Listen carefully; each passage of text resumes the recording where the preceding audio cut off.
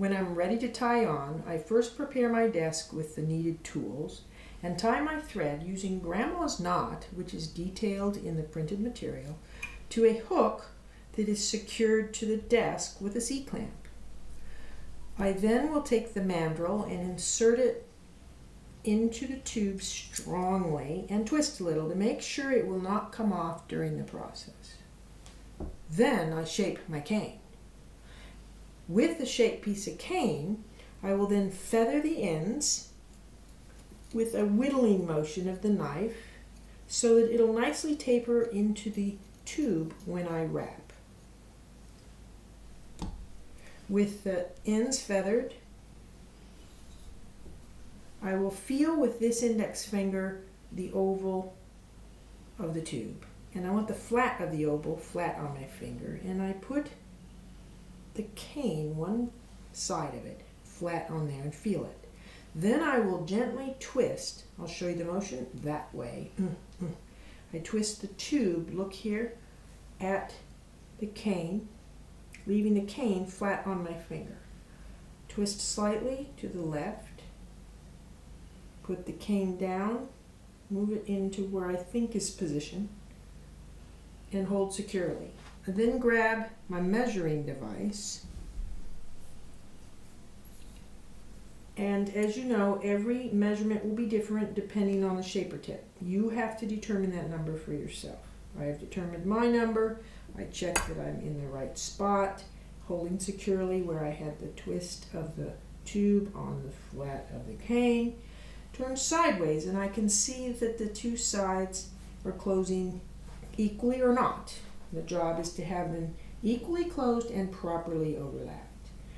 I then put 3 loose wraps around the thread, around the tube, with the thread. And I am checking both sides to see that they close equally, and this is very loose. At this point they're not equal. I need to adjust, so I adjust, also remembering about the overlap that's detailed in your printed material.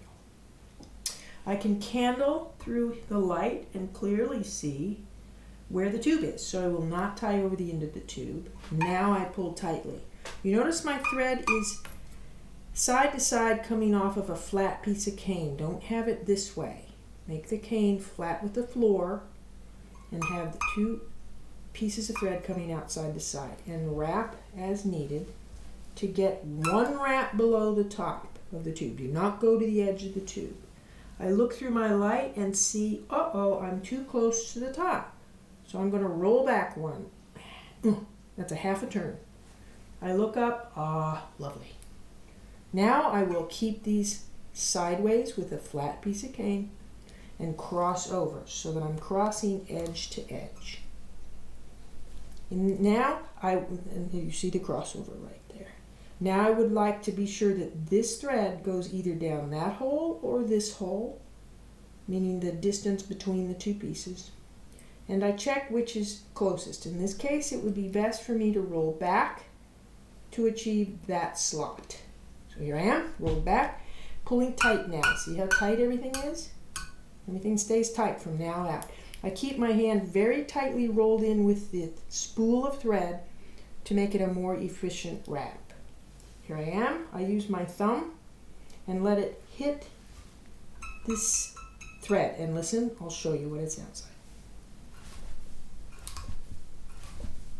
And then I quickly wrap down.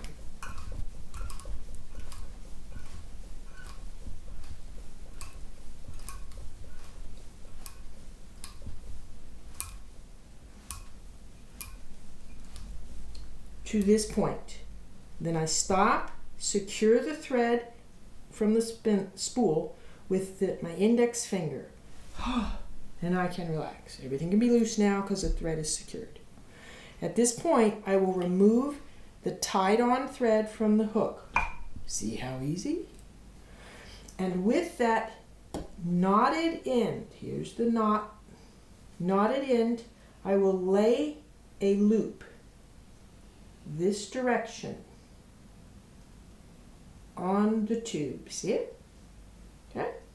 Then I will wrap right over it. Again, roll up your thread so it's close and you wrap over. Sometimes it helps to twist here so gravity holds that down for you. Another way to do it is to take this piece of thread and secure it under your finger. I like that best. And wrap over the loop. I'll stop midpoint and show you how the loop is right there. And I am wrapping over. I use this thumb to push that knotted piece out of my way. Stop here. Clip your thread with nippers. We love nippers.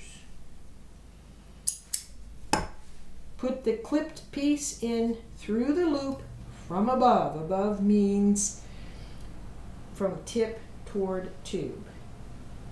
From above. And I secure that clipped piece of thread with my thumb on the tube. See?